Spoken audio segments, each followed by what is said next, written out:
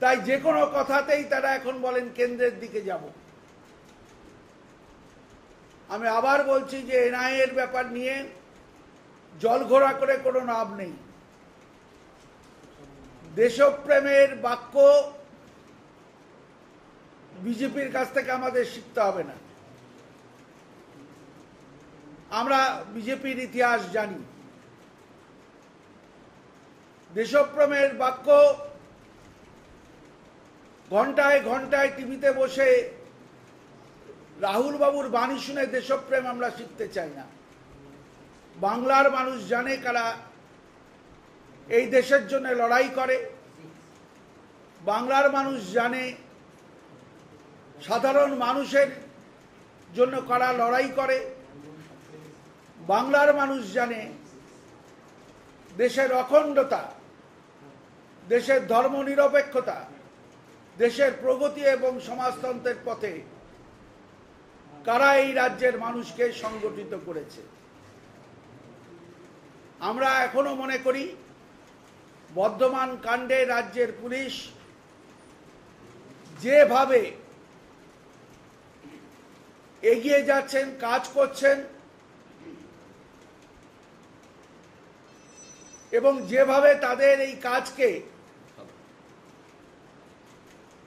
প্রায় প্রতি পদক্ষেপে বিজেপি এবং সিপিএম ঘন্টায় ঘন্টায় এবং কংগ্রেসের সাইনবোর্ড ওয়ালারা যেরমভাবে বাধার সৃষ্টি করছে, তাতে যেন মনে হচ্ছে যে বাংলার মুখ্যমন্ত্রী, বাংলার সরকার মামাটি মানুষের সরকার, তারা এই ঘটনার প্রকৃত সত্য উদ্ঘাটন করছেন না। আমরা আবার বলছি, আমরা প্রকৃত সাইনবোর্ড ওয়ালারা যেরমভাবে বাধার সৃষ্টি করছে, তাতে যেন মনে হচ্ছে যে বাংলার মুখ্যমন্ত্রী, বাংলার সরকার মামাটি মানুষের সরকার, তারা এই ঘটনার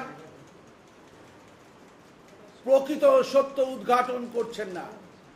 আমরা আবার বলছি, আমরা প্রকৃত সত্য উদ্ঘাটন করতে চাই। আমরা এই রাজ্যের পুলিশের উপরে আস্থাশীল বলেই আমরা এখনো মনে করি তারা সত্যান্বেষী হয়ে যে কাজ করছেন তা প্রশংসার দাবি রাখে।